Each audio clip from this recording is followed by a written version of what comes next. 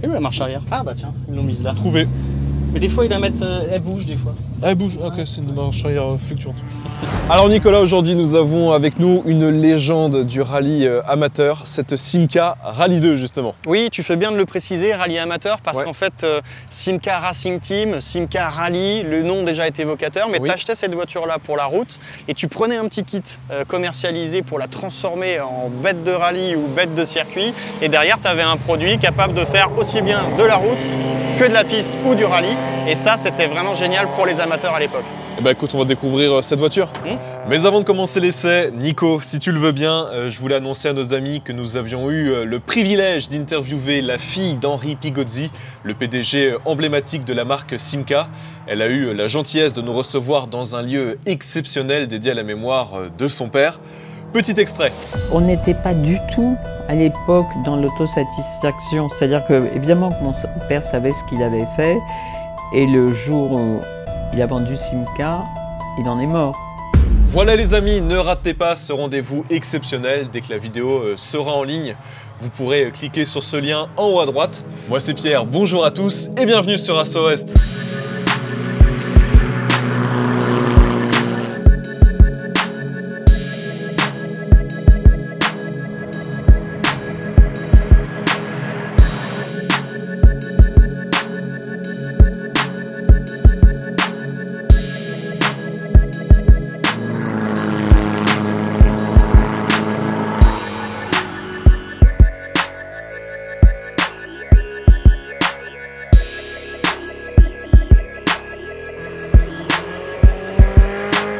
Alors les amis, vous le savez, les temps sont durs et sans partenaire, nous ne pourrions vous proposer ce genre de vidéo.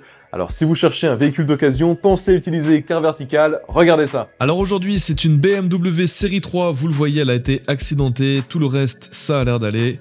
On a quelques photos de l'accident qui a eu lieu en 2018, en mai 2018 pour être précis, et vous le voyez, c'était un très gros choc frontal encore une fois. On a d'autres informations sur l'accident, donc ça c'est l'accident qui a lieu aux États-Unis en mai 2018.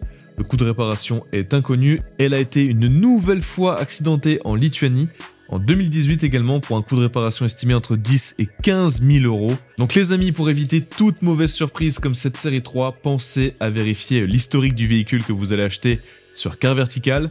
C'est un petit investissement mais ça peut vous éviter bien des soucis. En plus avec le code RASSO20, j'ai réussi à vous avoir 20% de réduction. Alors Nicolas, juste avant d'aller sur la piste, est-ce qu'on parlerait pas un petit peu de l'esthétique de cette voiture et surtout quelles sont les spécificités de cette édition SRT? Bah le kit SRT, c'est surtout de ça, je pense qu'il faut qu'on parle, parce que tu vois une voiture avec des jantes en tôle, pour une voiture de course c'est un peu bizarre, tu vois quand même une voiture avec un arceau à l'intérieur. Ouais, un espèce de demi-arceau. Ouais, et donc l'idée à l'époque, Simca Racing Team était soutenu par la marque évidemment pour promouvoir la partie compétition et pour pouvoir permettre dans les années 70 à des amateurs de toucher à la course. Que ce soit rallye, que ce soit circuit, il y avait une coupe en circuit comme tu peux avoir la R8 Gordini à la même époque. Celle-là est arrivée, je crois, de mémoire juste après la R8 Gordini, à vérifier, mais voilà, elle prenait un peu la relève et on proposait aux gens, avec une notice, d'acheter un kit avec des plus gros carburateurs, avec un plus gros arbre à cam. Donc il y a une petite prépa déjà moteur. Ouais, il y a évidemment. À faire soi-même. Évidemment, c'est ça. En fait, tu gagnais 20 ou 30 chevaux et c'est génial à regarder parce que, en fait, c'est comme un Lego. Hein, il te donnait une notice en disant bon là, faut usiner à cet endroit-là parce que truc. Là, l'embrayage, faut usiner là, machin. Vous avez deux rapports de pont différents. Alors pour le mettre, il faut faire comme ça. Et donc, tu avais le parfait petit kit du mécano. T'achetais ça, hop, dans ton garage de ta concession, et derrière, tu achetais le kit et tu te l'assemblais toi-même. Tu pouvais évidemment faire travailler des préparateurs, mais je trouve que cet esprit de vouloir donner une notice et permettre à tout le monde de le faire, c'est vraiment ce qui a pu permettre de démocratiser le rallye ou le circuit à l'époque pour le lambda, l'amateur qui veut se lancer. Et les budgets à l'époque étaient relativement raisonnables par rapport à aujourd'hui, donc il y a plein de grands pilotes qu'on connaît aujourd'hui, des Ragnotti, qui ont fait ce petit cheminement-là, tu vois, en démarrant au début avec 3 fois rien, un copain, une caisse à outils, vas-y on bricole ma Simca, tous les jours je vais au boulot avec, et puis le week-end on arrive au circuit, on fait la course et on gagne le championnat. Ça c'est extraordinaire, non mais je trouve ça super. Donc cette voiture-là témoigne vraiment cette époque où on permettait à des amateurs de démarrer et d'être compétitifs parce que la voiture marchait super bien. La voiture marche bien. Oui, tu as 110 chevaux, tu as moins de 900 kg, tu as une voiture à ressauter, donc à peu près en sécurité. C'est bien de dire à peu près. Moi, je trouve que c'était le combo idéal. En tout cas, c'était une belle démarche. Bon, Nico, est-ce qu'on n'irait pas tester justement cette voiture? Bah là, on est là pour ça, Pierre. Bon, la piste est un peu humide, ça va Très glisser. humide. Je te cache pas que j'ai fait quelques tours ce matin pour essayer de la régler. J'ai testé un peu quelques pressions de pneus. On va galérer, mais on va se marrer, c'est sûr. Bah, de mémoire, c'est ultra fun comme voiture. Bah, ça se place, ça se dandine, c'est génial. Alors, on n'a pas des pneus extraordinaires aujourd'hui non plus. Hein. On est sur du pneu routier, mais ça suffit largement. Tu vas voir sa vie, le moteur chante, la boîte, c'est vivant, comme les anciennes, comme on les aime. Bah écoute, on y va. Allez.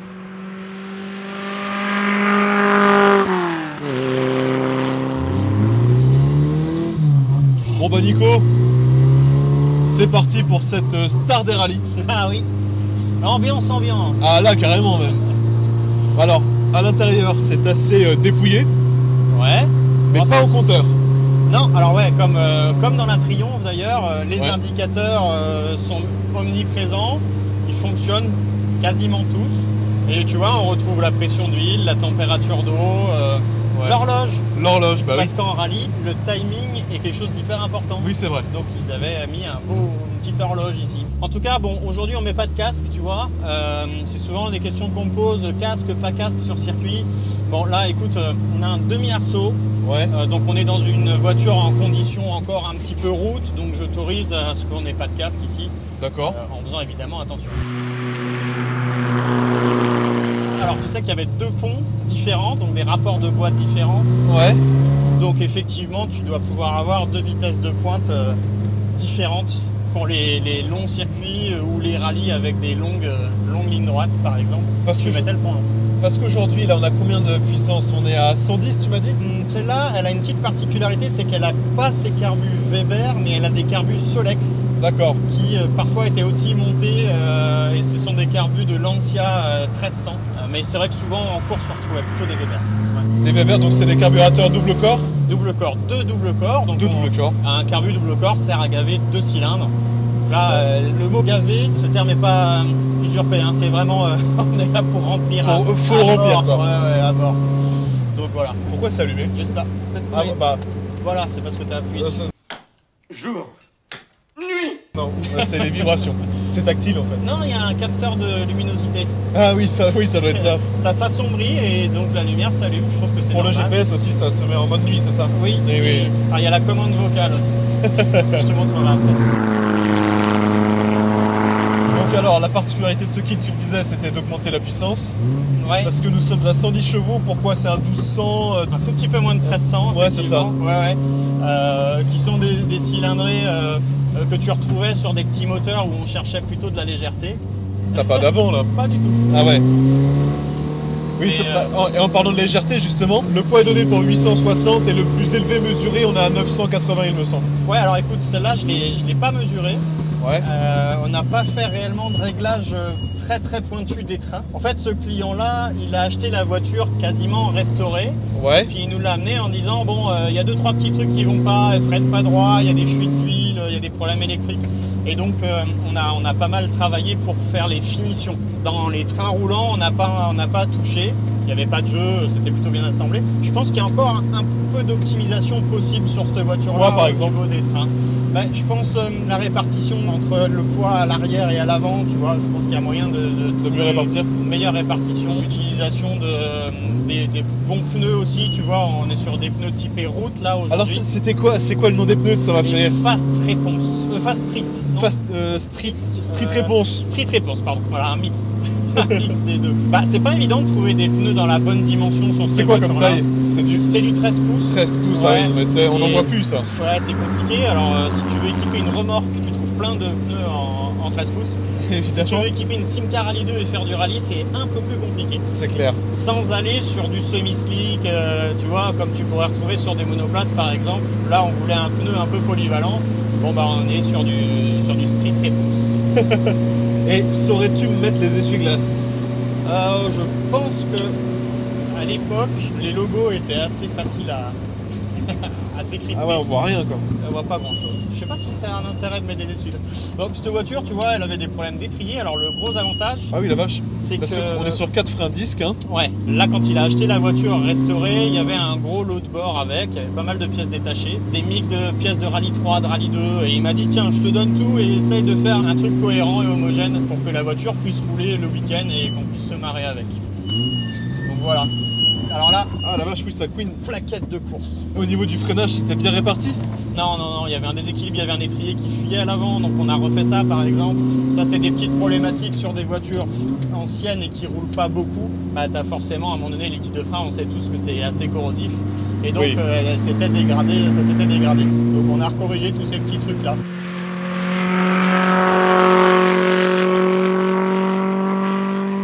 Et regarde comment ça prend des tours. C'est clair. Ça sonne bien. Alors je me Et puis méfie. au niveau comportement, ça a l'air très très joueur. Ouais, c'est ça, c'était le besoin de mon client. Il voulait pouvoir se marrer en n'allant pas trop vite, mais pour autant exploiter la voiture. Dans la configuration de l'époque, hein, c'est vrai que les Simca, tu les voyais souvent un peu en glisse dans tous les sens. Le moteur sac à dos, Ouais. tu vois, dans le coffre, derrière, propulsion, donc tu as forcément une voiture qui naturellement va se dandiner. Tu vois, on est à 5-6 000 tours. Quand même, hein. Et une 4 un peu longue là. Alors là, les freins, tu vois, Ah oui, il y a un petit blocage d'ailleurs. un peu bloqué, il n'y a pas d'ABS. Waouh. Et le moteur est vivant. Là en revanche, on n'a plus trop de grippe. Bah ici, tu sais bien, c'est toujours un peu compliqué.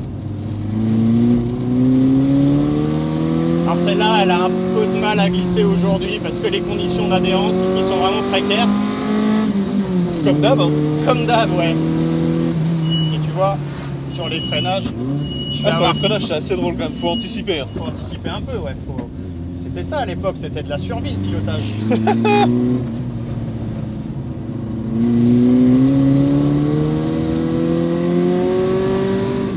Ah, je me méfie parce que ici, Là, tu sens que l'arrière, il a envie de venir. Hein. ouais, un peu, hein. Tente pas grand chose. Mais là, tu vois, j'ai tellement pas d'avant que j'arrive pas à faire partir Oh. l'arrière. Ouais, Ah, un petit peu sur quand un même, levé de ouais. pied. C'est ce qui était rigolo, c'est que la voiture, elle se dandinait, tu vois. C'est génial. Ouais, c'est rigolo. Alors après, il y a beaucoup de carrossage à l'arrière. Ça, on le retrouvait aussi sur les R8 Gordini. Oui, c'est En vrai. fait, on anticipait la déformation du pneu, tu vois. Alors en ligne droite, t'as pas beaucoup de surface en contact avec le sol. Par contre, quand ton pneu se déforme sur les appuis, Là, t'as plus de naturellement, grip, ouais. Voilà. Et là, quand je fais mon lever de pied et que je la laisse un peu enrouler, tu vois, je sens bien que mon pneu, hop, on s'appuie direct Oui, sur c'est la vrai. bande de roulement. Il se Et tu déforme, reprends du grip. Et il se cale et on prend du grip. Exactement. Donc en fait, elle est faite pour être un tout petit peu en dérive, quoi. Il faut la faire vivre, il faut jouer Ouais. avec les suspensions, il faut l'appuyer sur ses pneus. Et c'est là qu'elle est efficace, tu vois. C'est rigolo comme voiture, hein, vraiment. Ouais. C'est plein de sensations en fait, ces vieilles autos. Ça pétarade, regarde, c'est sonore, mais juste ce qu'il faut. Et ça motrice, hein, mine de rien. Ouais, carrément. Voilà, j'ai de l'avant, dès que j'essaie de solliciter un peu, hop, elle se met à glisser. J'ai l'impression que l'avant il est perdu là sur ce modèle. Les street réponses. Ah, c'est les street réponses qui trouvent pas la réponse. Ils trouvent pas la réponse. Ah, oui. On Ah, un cherche, petit peu là. on cherche la Ouais. réponse. Non, mais dans sa configuration SRT, si tu veux, ils ont quand même pas rigolé sur le grip à l'arrière. On sent bien qu'elle est un peu plus posée. On sent que la motricité est plutôt bonne. Ah, mais j'ai l'impression que les suspensions elles sont assez souples. Ah oui, Donc quand tu réaccélères, tu perds l'avant. exactement. C'est ça. C'est pour ça que je te disais, si on devait optimiser un petit peu les trains, on travaillerait certainement sur les changements d'assiette Ouais. et sur la prise d'appui du train avant. Parce que là, tu vois, dès que je cale l'arrière, c'est rigolo. Là, ça va, hein. Ça tient, hein. Waouh. Regarde. Alors, la piste est séchante. Ah, Il a un Il turbo, triche. il triche. ouais, c'est ça. Il fait le crâneur parce qu'il a plus de 400 chevaux. C'est ça. Bon, que cette voiture, mon client va finalement la mettre en vente. Tu Ah vois. oui. Il a un peu trop de voitures dans son garage. C'est compliqué pour lui, il doit faire des choix. Oh, c'est dommage d'avoir ces problèmes. Mais alors après, moi j'aime bien parce qu'il me dit je vais pas l'essayer parce que si je l'essaye, je sais que je vais plus pouvoir la vendre. Essayez-la avec Race West, comme ça j'en garderai un bon souvenir de cette voiture-là. Bah, il a bien fait, hein. Mais c'est génial, tu vas le dimanche matin, tu vas chercher le pain. Et à l'époque, l'arceau à l'arrière te permettait quand même d'amener tes gosses. Oui, il passe entre les tubes, ouais. Il passe entre les tubes. Et ça, je trouve ça extraordinaire. Petite balade de famille le week-end. Oh bah attends, tiens, On est sur la côte, il y a un rallye, je vais m'inscrire vite fait, hop, tu vas faire ton petit rallye et le dimanche soir tout le monde rentre à la maison. Si t'as réussi à ne pas casser la voiture. Si t'as réussi à ne pas la casser. Je pense qu'en rallye, il y avait quand même moyen de s'en mettre des bonnes. Ah oui, je pense. Ah, mais ça fait... T'as vu l'épaisseur des portes et tout, les montants? C'était clairement pas une priorité à l'époque. Hein. Ouais, la sécurité n'était pas là. Ouais. Non. Mais moi, j'ai des gens qui me racontent des souvenirs, des personnes de 50, 60 ans qui disent « Ouais, j'avais ça quand j'avais 20 ans. On faisait Rennes-Paris, il n'y avait pas d'autoroute. On se retrouvait sur la nationale et on se tirait la bourre avec des mecs qui avaient des voitures comme nous. C'était super. Tu te retrouvais. C'est pour ça que la mortalité aussi était hyper élevée, je pense. Oui, c'est vrai, il y avait de la mortalité. Ouais, non, fallait pas en parler. Tu sais, ils roulaient avec des R5 Alpine, ils roulaient avec des 205 GTI, 205 GTI, de la R8 Gordini, de la Simca Rally. Et puis, tu te faisais arrêter. À l'époque, je pense que les gendarmes étaient un tout petit peu plus compréhensifs, peut-être. Ouais, peut-être. Un peu moins répressifs. Bon, et vous recommencez pas, hein, les gars, que je vous y reprenne pas. Non, non, promis, monsieur l'agent. Et ben, mais ça repartait, tu vois. Oui, je pense. Aujourd'hui, évidemment, j'encourage vraiment pas ça et ne faites pas ça. Mais l'esprit de ces voitures-là, à l'époque, c'était vraiment la voiture de course. C'était vraiment du fun tout le temps. Voilà, voiture de course sur la route. Il peut rien nous arriver. Et puis voilà. Ah, ça voudrait presque. T'as vu comment elle escale derrière là? Ah là, j'ai remarqué un truc, tu vois. Regarde, on va escaler là, tac. Et là, on a un grip un peu meilleur. Mais faut pas sortir de la rigole, tu vois. Ah oui, tu mets une roue dans le vibreur, quoi. Ouais. Et là, on a du grip. En fait, c'est un peu ça le rallye, non? Je fais ça tout à l'heure avec la 206. Essaye. Oh, bien. T'as vu là d'un coup comment elle Il y a un vrai mode d'emploi avec ces autos-là. Hein. Ouais, je pense qu'il faut prendre le coup de main là. Ouais, les pilotes qui étaient rapides en rallye, à mon avis, ils avaient pigé un truc de plus par rapport aux autres. Mais moi, ce qui me surprend, Nico, c'est le roulis qu'on a.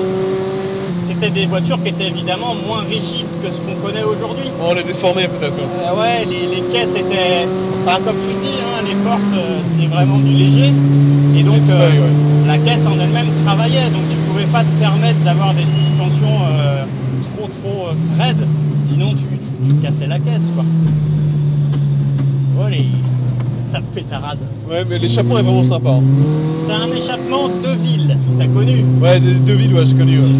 Tu parlais de restauration tout à l'heure. Oui. Combien ça a coûté, par exemple, pour la restaurer? Je connais pas l'état d'origine. Bah, après, il faut connaître le niveau de restauration que tu recherches. Ouais. Est-ce que tu veux une voiture dans son jus mais saine? Est-ce que tu veux une voiture neuve? Ou est-ce que tu veux une voiture encore plus neuve que quand elle était neuve? Et ça joue énormément. Aujourd'hui, des modèles bien restaurés comme ça, tu vas en trouver à 30-35 000 à partir du moment où elle est conforme à sa configuration d'époque. En coût de restauration, tu sais bien, les passionnés qui font ça, à un moment donné, si tu comptes tes heures, ça va te revenir à 50 000 €, quoi. Oui, bah oui, bien sûr. Mais je pense qu'un tarif honnête, en partant d'une base dans son jus, un tarif honnête de resto, si tu veux refaire moteur, boîte, un petit peu de circuit électrique, et puis réviser les trains roulants, les freins, il faut que tu comptes entre 10 et 15 000 € chez un professionnel, par exemple. Quand même, hein. Effectivement, sans parler de carrosserie. Parce que c'est pareil, ce sont des autos qui ont peut-être un peu rouillé. Elles ont rouillé un peu, oui, c'est sûr. Donc peut-être été un peu tordues. Alors celle-là, on l'a passée au contrôle technique.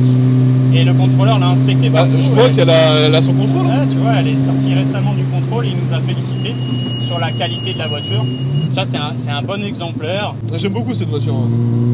C'est joueur. Même la forme est rigolote. Ouais, ce sont des autos qui ont été un petit peu boudées pendant des années. Ouais. Et aujourd'hui, comme on l'évoque souvent ensemble dans nos vidéos, aujourd'hui, en fait, les gens cherchent à revenir à quelque chose de fondamental, le plaisir de la voiture. C'est vraiment par ces modèles-là qu'on a recommencé l'amour de l'automobile, tu vois, que les gens sont devenus passionnés. La voiture n'était plus uniquement qu'un outil de transport. Oui, c'est ça. Voilà.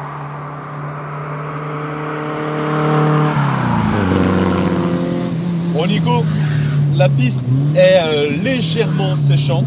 Ouais, attends, regarde, t'as même un frein à main. Et le frein à main, on n'en a pas parlé. Ah non? Attends, regarde. Wow. Il a un système. Il a un vrai rôle, lui. Hein. Ouais, un système de cliquet inversé. Donc en fait, tu sais, le petit bouton que tu tiens dessus quand tu veux le déverrouiller, bah là, le bouton, il est tout le temps enclenché et en gros, si tu le tires, il se repose direct. D'accord. C'est une incitation au crime. Ah oui, carrément. Et par contre, si tu veux te mettre à... Tout est pensé pour faire de la course. Ah bah c'est complètement ça, c'est le piquet inversé. Moi j'ai trouvé ça l'invention extraordinaire. Plutôt que de tirer le frein à main et à chaque fois d'appuyer sur le bouton, là tu tires comme ça vite fait avec 3 doigts et hop tu fais pivoter ta caisse. Rallyman. Oh putain. C'est un peu brutal hein. Ouais, c'est un peu brutal, il pince fort. Hein. Pince fort, oui c'est ça. Bon allez, on va la ramener on va la ramener à l'atelier. En tout cas, encore une belle découverte dans cette configuration SRT. Ouais. Simca Racing Team. Racing Team, vraiment. C'était même le SRT 77 à l'époque qui faisait la promotion de ce kit rallye pour les voitures. Et c'était vraiment évocateur pour un amateur qui voulait se lancer dans la course. Bah, c'était finalement facile. Tu achetais ton kit, tu le posais sur la voiture. Ouais, c'était très très facile même. Et tu étais prêt à t'engager en compétition. Parce que c'était quoi? C'était des groupes ça 2? Ouais, je saurais. Les groupes de l'époque, c'est pareil, je pourrais pas trop je suis pas hyper calé sur ces générations-là. Je pourrais facilement parler des réglementations d'aujourd'hui, mais un peu moins des réglementations de l'époque. Bah t'étais petit quoi. J'étais tout petit. Ça m'empêchait pas d'avoir des posters dans ma chambre. Ah oui. Mais je me penchais pas encore sur les règlements techniques. Bon bah Nico, en tout cas, un grand merci de m'avoir fait découvrir cette Simca Rally 2 SRT. Oui, SRT. Merci à son propriétaire. À son propriétaire également de nous avoir permis de réaliser cet essai. Et là, on est vraiment, tu vois, elle a fait son contrôle technique. Et elle est en déverminage, c'est la première fois qu'on la ramène sur la piste pour voir si tout va bien. Et tout va bien? Ouais, tout va bien, écoute, c'est une bonne auto. Comme l'a dit le contrôleur technique, elle est saine. Et sur la piste, tu vois, c'est joueur, c'est rigolo, tout va bien. Ça correspond à ce qu'on peut attendre d'une voiture de cette génération. Exactement. Voilà les amis, vous l'avez compris, c'est la fin de cet essai de cette Simca Rally 2 SRT. J'espère qu'il vous aura plu. En tout cas, nous, on vous dit à très vite sur Asso West. Et n'oubliez pas, activez la cloche de notification. Rejoignez-nous sur tous nos réseaux sociaux, Facebook, Instagram et Snapchat, sinon vous ratez des choses. Et maintenant TikTok, j'allais oublier. Et puis bah, Nico. À bientôt Pierre, à bientôt. Pour un nouvel essai et de nouvelles aventures. C'est ça. Allez, à plus les amis. Salut. I walk alone in this fight. I do this for my people, trying to make us all unite. And if you want war, I got utility and nights. Scared of nobody, my only fear is Christ. With him, I can turn all dirt into rice. With him, I can turn all dark into light.